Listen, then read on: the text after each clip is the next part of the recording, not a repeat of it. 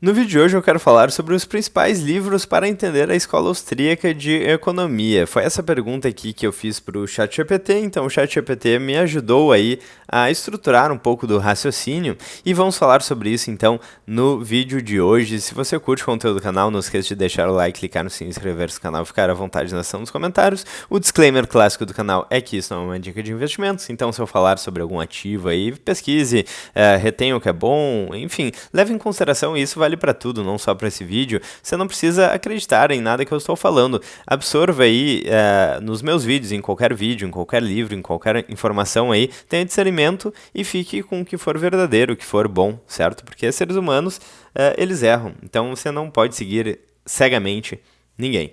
Nenhum ser humano, pelo menos. Bom, dito isso, então, vamos dar uma olhada nos livros aqui da Escola Austríaca de Economia. Tem vários que eu já mencionei aqui em outros vídeos do canal. Mas antes disso, vamos tentar entender por que é tão relevante o assunto. Por que é importante? Por que é bom saber a Escola Austríaca de Economia? E, bom, se eu tivesse que responder essa pergunta, mudou a minha mente, assim, entender Escola Austríaca de Economia, ou basicamente entender a economia real, porque fica muito mais claro entender como é que o mundo funciona. Antigamente eu via bolhas econômicas, crises financeiras, eu assisti aquele filme, por exemplo, Grande Aposta, certo? Que é um filme muito bom, inclusive, que fala sobre a crise do subprime de 2008, e eu não entendia muito bem o contexto macroeconômico da coisa, o que realmente estava acontecendo, o que realmente causou o problema, e por aí vai. E hoje em dia, com o entendimento de Escola Austríaca de Economia, tudo fica muito mais claro, certo? Então, por exemplo, eu consegui observar o Bitcoin e eu comecei a me interessar pelo assunto. Eu entendi o Bitcoin depois que eu entendi a Escola Austríaca de Economia, na verdade. Eu comecei a ler sobre o assunto, eu li alguns livros do Mises, a desestatização do dinheiro do Hayek, e eu vi que ele tinha um problema intrínseco aí nas moedas fiduciárias, o que foi ótimo, porque quem está aí poupando em dólares, em reais, seja na moeda que for, moedas fiduciárias, está perdendo poder de compra ao longo do tempo. Então vai no supermercado e tudo está ficando mais caro. Mas quando você entende essa armadilha, ou a armadilha da dívida, do sistema financeiro atual, o efeito Cantillon e por aí vai, você vê que isso é uma armadilha e para de poupar em ativos que não são escassos, que políticos e burocratas imprimem e se beneficiam, certo?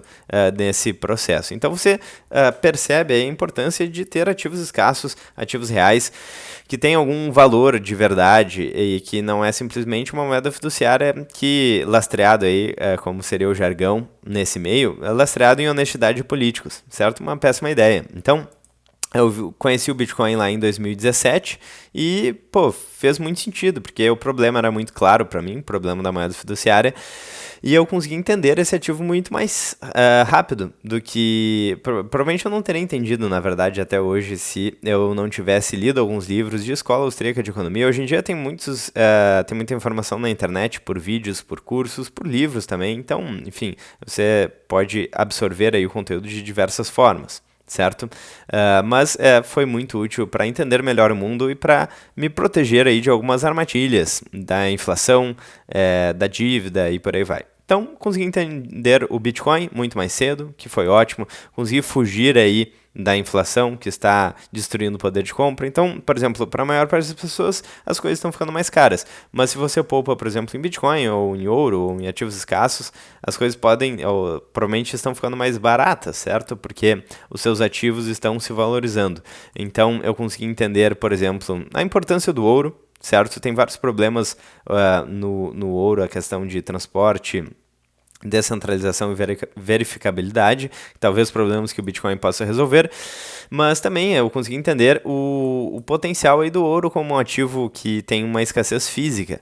E o ouro também é um ativo que está na sua máxima histórica agora. Então, por exemplo, em um ano já se valorizou mais de 40% em dólar. Por quê? Porque cada vez mais pessoas estão entendendo aí com a informação descentralizada a armadilha da dívida e das moedas fiduciárias, estão procurando ativos escassos. Mesma coisa aqui na Bolsa dos Estados Unidos, certo? Então, por exemplo, em 2008, na crise subprime, o Banco dos Estados Unidos, o Banco Central dos Estados Unidos, aliás, o Federal Reserve, começou a expandir a base monetária. E, conhecendo a Escola Austríaca de Economia, eu conseguia imaginar quais seriam as consequências disso. Tinha uma liquidez brutal entrando na economia. Quando a gente tem, então, o aumento da base monetária, que é a inflação de fato, a definição clássica de inflação, a gente vê uma variação, né, ceteris paribus, ou seja, tudo mais constante, a gente vê um aumento dos preços na economia de forma heterogênea. Então, o dinheiro ele não flui para todos os ativos de forma homogênea. E o que aconteceu, então, desde 2008, com os governos, bancos centrais imprimindo dinheiro a rodo, a gente viu que esse dinheiro migrou principalmente para ações. Aqui, então, se a gente pegar o SP500 desde 2008, aí, desde o fundo até agora, mais de 800% de valorização em dólar, e para ativos como o próprio Bitcoin aqui, que foi criado mais ou menos nessa época, inclusive para resolver esse problema. Então tudo fica muito mais claro do ponto de vista de investimentos. Por isso que eu recomendo bastante que você estude esses temas, né? A Escola Austríaca de Economia. É claro que já tiveram outros autores que falaram sobre economia real, certo? Antes da Escola Austríaca de Economia, mas é basicamente uma escola aí que restaurou os pilares reais da economia e que tem vários autores interessantes aí, um pouco mais recentes, como Mises, como Hayek e Rothbard, não contemporâneos, certo? Hoppe é um autor contemporâneo, mas enfim, tem alguns autores mais recentes que falam sobre economia e que nos ajudam muito a entender o mundo. Então, tudo isso, do ponto de vista econômico, fez muito mais sentido e eu consegui proteger muito melhor o meu capital aí, o meu patrimônio, enfim, o fruto do meu trabalho com esse conhecimento de escola austríaca. Outro exemplo muito bom aqui, Bolsa da Argentina. A gente sabe aí, tendo um conhecimento da economia real, que o que faz com que a qualidade de vida melhore, com que mais empregos sejam gerados e com que os salários aumentem, é basicamente a liberdade para fazer negócios, para empreender, liberdade de comércio, liberdade econômica. E, por exemplo, o Milei, aí, quando ele entrou no governo da Argentina com essas pautas exatamente, eu vi essa oportunidade, comprei o ETF da Argentina, que se valorizou mais de 100% em dólar. Então, se não me engano, em novembro de 2023, até hoje, certo? Mais de 100% de valorização em dólar. Então, tudo fica muito mais claro aí. Nessa perspectiva da economia real, basicamente. Outra coisa, lembrando, isso não é uma dica de investimentos, eu não quero que você veja esse vídeo e compre esses ativos exatamente agora. Enfim, não é esse o meu ponto. Não é uma dica de investimentos. Eu quero que você, ou eu sugiro que se você tem interesse aí em proteger melhor o seu capital, você leia a economia real, porque tudo vai fazer muito mais sentido, tudo vai ficar muito mais claro para vocês. Então temos, por exemplo, o case da MicroStrategy, uma empresa que começou a fazer o caixa em Bitcoin. Basicamente, o Bitcoin é alavancado com mais risco. Então, quando o Bitcoin se valoriza, a MicroStrategy acaba se valorizando mais. Tem um risco, não é... Enfim, not your keys, not your coins é um dilema clássico aí do Bitcoin. Não é Bitcoin de verdade que você tem, na verdade você está confiando em um terceiro, mas em termos de valorização só, se a gente pegar em 5 anos, então, mais de 3.000% de valorização em dólar. Bitcoin aqui, que já teve uma valorização brutal, teve mais de 1.000% de valorização em dólar. Então, enfim, a corrida para o Bitcoin está acontecendo e as empresas aí que estão sendo pioneiras nesse processo estão conseguindo ficar com um spread bastante interessante. Até porque vários fundos de investimento, por exemplo, não podem comprar diretamente Bitcoin. Tem no estatuto aí a compra exclusiva de empresas e eles podem se expor de forma indireta ao Bitcoin, por exemplo, comprando empresas. Ou alguém quer um Bitcoin alavancado. Aí, enfim, tem várias demandas, ou quer, por exemplo, está pensando numa sucessão e não quer fazer a sucessão com chaves privadas. Pode comprar um ativo tradicional para que esse ativo fique de herança. Enfim, tem várias finalidades aí. Ou, por exemplo, o cara tem medo de guardar as chaves aí em casa, né? Vai perder o pendrive. Então é muito melhor do que perder aí as suas chaves privadas, ter um ativo que não dependa tanto da sua habilidade, digamos assim. Mas é claro, fica o disclaimer que não é um Bitcoin de verdade, enfim. Pessoal que acompanha o canal, que sabe dos riscos e das oportunidades aí. Enfim, outro ativo aqui é a Melius, começou a fazer o caixa também no início do ano. Então, se você tem um conhecimento aí básico de escola austríaca de economia, você consegue entender muito mais o mundo, se proteger das armadilhas aí enfim, talvez ter uma vida um pouco mais confortável, certo? Bom, então dito isso, vamos dar uma olhada aqui nos principais livros para entender a Escola Austríaca de Economia. Alguns eu li, outros eu não li, e eu vou comentar um pouco aqui, e eu utilizei o ChatGPT para estruturar o raciocínio. Então, primeiro livro, As 6 Lições do Ludwig von Mises. Recomendo muito, melhor ponto de partida, concordo. Baseado em palestras simples e claras de Mises, exatamente, que aconteceram na Argentina. O livro aborda capitalismo, socialismo, intervencionismo, inflação, investimento estrangeiro, política e liberdade.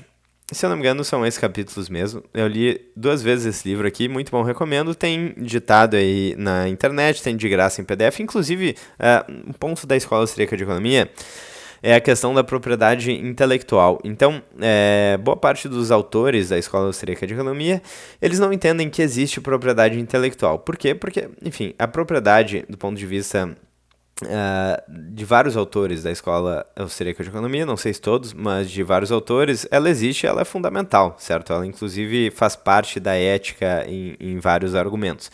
Mas, do ponto de vista da propriedade intelectual, se você reaproveita uma ideia, essa ideia não está sendo perdida, essa ideia é replicável, não existe uma escassez dessa ideia de um livro, por exemplo. Então, desde que você dê os devidos créditos, não cometa uma fraude, você pode replicar isso. Então, não à toa, esses livros estão todos disponíveis de graça em PDF no Instituto Rothbard, Instituto Mises e por aí vai. Então, disclaimer que vale a pena fazer. A Economia numa Única Lição, do Henry Hazlitt, também é um clássico aí da escola austríaca, de linguagem simples, explica como boas práticas econômicas devem considerar os efeitos de longo prazo e para todos, não apenas o benefício imediato para alguns. E porque ler é excelente para iniciantes, mostra porque quase toda política, entre aspas, popular gera consequências perversas. E tem também a questão muito interessante do que se vê e o que não se vê. Então, por exemplo, se políticos e burocratas pegam o dinheiro de várias pessoas e constroem uma ponte. Então você pode ver aquilo e pensar, pô, ótimo, coisa boa, a ponte está ali, foi construída. Só que você não vê tudo que deixou de ser construído como uma consequência daquela ponte, por impostos, por exemplo. Como não existe almoço grátis, para que políticos e burocratas não pegaram ali o cimento e construíram a ponte, certo? Eles basicamente pegaram dinheiro de várias pessoas e colocaram ali naquele local. Só que muito provavelmente esse dinheiro não foi alocado de maneira ótima. Por quê? Porque, por exemplo, digamos que uma pessoa aí tem dificuldade para comprar comida, para levar o filho no hospital. Essa pessoa está pagando imposto para que seja construída uma ponte. E algumas pontes são úteis, mas outras não são tão úteis. Como é que o mercado resolve esse problema? Com incentivos, basicamente incentivos e teoria dos jogos, certo? Então, se uma pessoa demanda muito alguma coisa, se várias pessoas demandam muito alguma coisa, o preço desse serviço, desse produto vai subir. Isso vai ser um indicativo para que mais pessoas ofereçam aquele produto e serviço. É assim que o mercado vai se, entre aspas, regulando, certo? Eu não sei se seria o termo mais adequado, mas basicamente o empreendedor utiliza o preço para saber o que ele deve fazer. E na política não existe o incentivo do preço. Os políticos e burocratas, eles agem com incentivos econômicos, então eles fazem a ponte para que isso seja útil politicamente para eles. De repente eles contratam aí uma empresa de algum amigo para fazer aquela ponte, eles tiram um pouquinho nesse processo, fazem um caixa 2 e eles ficam ali, o nome deles fica ali, eles ficam como, pô, o cara realmente fez aquilo, mas na verdade ele não botou a mão na massa, ele pegou o dinheiro de um monte de gente e colocou ali, certo?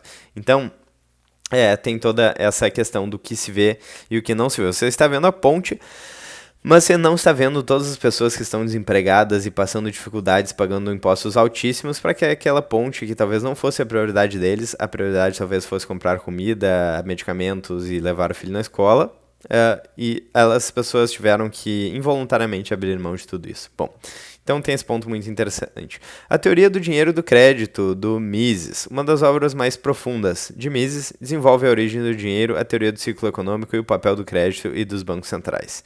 Porque ler, então, é a base técnica da teoria monetária austríaca e ajuda a entender por que o Bitcoin faz sentido no mundo com inflação descontrolada. Número 4 aqui, o que o governo fez com o nosso dinheiro, do Murray Rothbard, pequeno mas poderoso. é de fato um livro que fala bastante sobre dinheiro. Então Rothbard explica como o governo destruiu o padrão ouro, criou um sistema de moeda fiduciária e passou a manipular o dinheiro como arma de controle. É uma leitura rápida, ideal para entender por que o dinheiro estatal é uma fraude econômica e moral. Homem, Economia e Estado, do Murray Rothbard, ou Man, Economy and State. De fato, é um livro bem robusto. É a obra mais densa, então, e abrangente de Rothbard. Reúne toda a construção da economia a partir da ação humana, praxeologia, da troca voluntária e do livre mercado. É o equivalente a ler o tratado, aí, entre aspas, da Escola Austríaca de Economia. Algumas pessoas preferem ação humana e aí outros preferem o Man, Economy and State, que talvez seja mais completo, posterior, certo? Exige mais tempo de estudo, mas é insubstituível. Aqui é ação humana. Beleza, número 6, do Mises. Então, Magnus Opus, da Escola Austríaca de Economia. Mises constrói a ciência econômica a partir da ação individual racional em direção à teoria do valor da moeda, do ciclo econômico e da crítica ao Estado. Detalhe aqui, certo? O ChatGPT, ele se atrapalha nos títulos dos livros. Então, por exemplo, a economia numa única lição, se eu não me engano, é economia em uma única lição. Não é exatamente numa, tá errado aqui esse título. Mas realmente existe esse livro do Henry Hazlitt, então a ideia é essa. Mas o ChatGPT se perde ainda um pouco, infelizmente. Mas voltando aqui então para o Ação Humana do Mises. Então, obra-prima aí da Escola Austríaca de Economia, talvez, certo? Mises constrói então a ciência econômica a partir da ação individual racional e em direção à teoria do valor da moeda, do ciclo econômico e da crítica ao Estado. Eu uso muito para consulta esse livro. Então, se eu quero pesquisar, por exemplo, inflação, enfim, barreiras de mercado, monopólio, eu dou um Ctrl F nesse livro aqui. Realmente é uma obra-prima.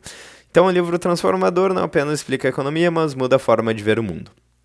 Anatomia do Estado, do Murray Rothbard. Livro bem pequeno, vale muito a pena ler esse livro aqui, é bem rápido. Bom, então breve e direto e mostra porque o Estado não é um, entre aspas, prestador de serviço, mas sim um monopólio coercitivo que vive da pilhagem via impostos. É essencial para entender, então, a raiz crítica libertária política. O Caminho da Servidão, de Friedrich Hayek. Hayek foi prêmio Nobel, inclusive, de Economia. É uma obra-prima aí sobre o intervencionismo, como o intervencionismo leva ao totalitarismo. E não é um livro técnico, mas sim político e filosófico. Explica porque todo planejamento central, entre aspas, resulta em tirania, mesmo quando bem intencionado. É um tema que a gente falou ali, é o problema do planejamento central, o que se vê e o que não se vê. A Lei, do Frederic Bastiat, também um clássico, obra anterior à Escola Austríaca de Economia, mas que influenciou profundamente aí. Bastiat, então, explica que o Estado transforma a lei em instrumento de expoliação e que a verdadeira justiça protege a vida, a liberdade e a propriedade. E, então, é um livro curto, genial e acessível. Todo jovem deveria ler. Interessante, eu acho que faz bastante sentido. E, por favor, levem em consideração, corrijam aí se tiver algum erro de grafia aqui nos títulos, enfim. Extras complementares, se você gosta de Bitcoin, tem o padrão Bitcoin servido em Amus, que mostra como a tese do Bitcoin nasce da visão austríaca sobre a moeda, que também é um baita livro. Eu li metade desse livro, por quê? Porque durante muito tempo eu consumi muito conteúdo de Bitcoin, muito conteúdo sobre Bitcoin. Já li livros, já consumi muitos podcasts, cursos, entrevistas, enfim. E então era um tema que eu já conhecia muito, então eu confesso que eu li metade do livro. É muito interessante, é um grande livro, mas meio que eu já sabia o que estava sendo dito, então cansei e fui para outros livros, certo? Mas recomendo, e eu, pelo fato de ser um livro muito bom, eu preciso eventualmente pegar e terminar e, enfim, isso é algo que eu preciso fazer. Mas é realmente um livro muito bom. Bom, se quer entender a moral por trás do mercado, então Ética da Liberdade de Rothbard explora porque a liberdade individual é a base moral da sociedade. Então, conclusão, a escola austríaca não é só uma corrente econômica, é uma visão de mundo baseada em liberdade individual, propriedade privada, responsabilidade, ordem espontânea e contra o dinheiro manipulado e o Estado intervencionista. Se você quer entender o que está por trás da inflação, das crises, dos ciclos econômicos, do colapso fiduciário, esses livros são um mapa. E é um tema, muito atual nos dias de hoje. Eu recomendo bastante que você aprenda sobre isso, porque senão talvez você não consiga se aposentar e seja pego de surpresa. Então, para que isso não aconteça, a gente tem questões de taxa de natalidade, crise da dívida, moedas fiduciárias colapsando, estado de bem-estar social colapsando. Então, é melhor que você esteja preparado de fato. Bom, É isso, certo? Essa aqui é a última frase mesmo do desse resumão aqui do ChatGPT. Eu achei interessante. Claro, faltaram alguns livros. Você poderia. Tem Jesus Huerta de Soto, que eu gosto bastante. Ele fala. Tem um livro sobre escola austríaca de economia, inclusive, que se você se interessa pelo assunto, eu recomendo. Se eu não me engano, eu li, inclusive, em PDF. Eu tava no avião. Faz tempo já que eu li. Pô, excelente livro. Mas, enfim, dito isso. Fica aí as sugestões. Eu quero saber nos comentários aí quais são as sugestões de vocês sobre livros de escola austríaca de economia e quero saber da experiência de vocês. Para vocês também foi uma epifania aí entender um pouco melhor o mundo, a política e a economia na perspectiva da escola austríaca ou não? Ou vocês ainda estão talvez começando nessa trajetória? Quero saber a opinião de vocês. Se vocês gostaram do vídeo, não esqueçam de deixar o like, clicar no sininho, inscrever-se no canal, ficar à vontade nos comentários. Eu vejo vocês amanhã ou ainda hoje no próximo vídeo do canal. Grande abraço e até mais.